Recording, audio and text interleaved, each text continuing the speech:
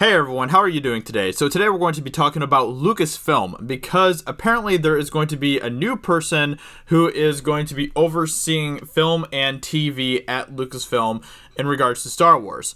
Who is this new person? Michelle Rejwan, which I don't know too much about, to be completely honest. I did look her up on IMDb, and we will get to her credentials on IMDb eventually. But first, let me go ahead and give you some of the story about who she is and what she's going to be doing at Lucasfilm.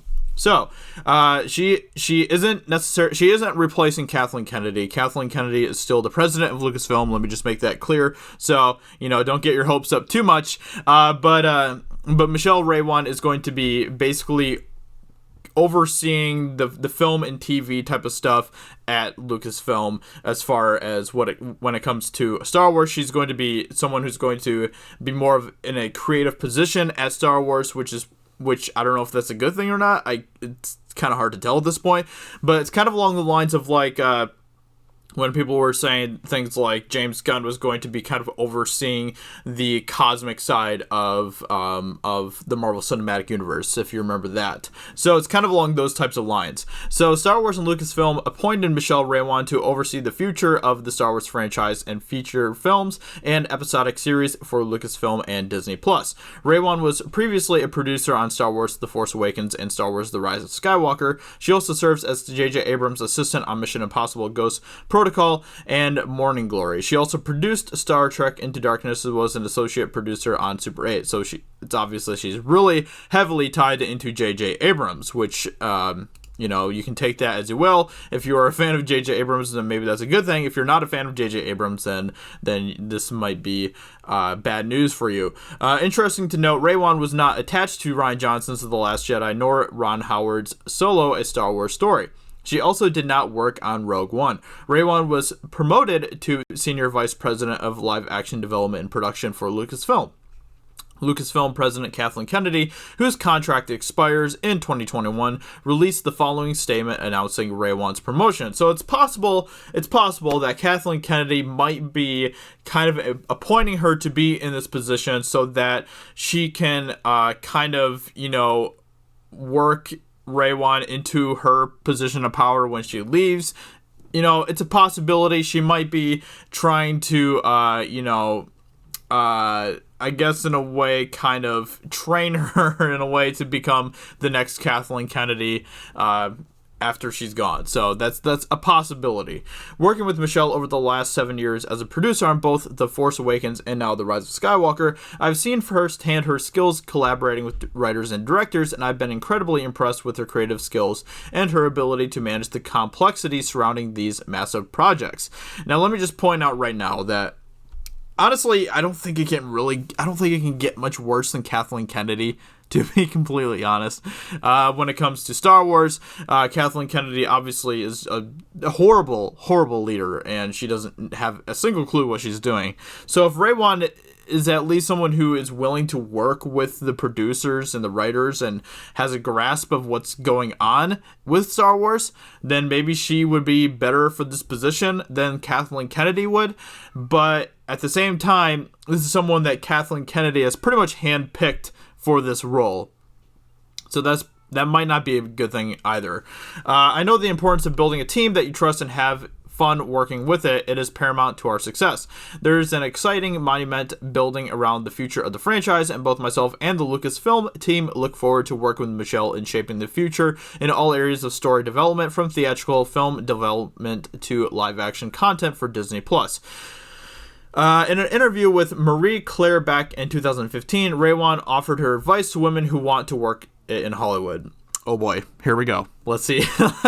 Let's see what she has to say. One of the greatest things women can do is support other women. Hire them, collaborate with them, mentor them. Working incredibly hard and doing great work is what wins in the end, but that goes hand in hand with getting the opportunity in the first place. We need more of that in this business and many others. So, as far as that goes, she just sounds like a typical Hollywood type of person. So, you can take that however you will, I guess. Let me see. As to how she went from an assistant to a Star Wars producer, Rejwan explained, I don't really care too much, but she also revealed her most important career advice: never settle for good when something can be great. When numerous pressures are coming at you, it can be seductive to think you've done all you can do, but if JJ hears an idea that makes something better, no matter who it comes from, he'll fight to do it. That's become a core value in my approach to my job, which, you know, is a good value for the most part. So as far as her credentials go, we have here, as a producer, she worked as a producer on Star Wars The Rise of Skywalker, Monster Challenge, which I don't know anything about, The Force Awakens. She was a co-producer on Force Awakens. She was a co-producer on Star Trek Into Darkness, and an associate producer on Super 8. So she's very, like I said, she's very involved with J.J. Abrams, which could either be a good thing or a bad thing. It's kind of hard to tell at this point. But, you know, it's possible that I think it kind of depends on how Rise of Skywalker does. So let's say that Rise of Skywalker, which I don't think this is going to happen. Okay, let me just say that. But let's just say that Rise of Skywalker blows our expectations out of the water, and that it's an incredible movie. That would give me more hope to have Michelle Rejwan involved in Lucasfilm moving forward from a creative aspect, since she's so heavily tied with JJ than I would be otherwise. But let's say that Rise of Skywalker is a complete disaster, which is kind of more of what I'm thinking it's going to be. I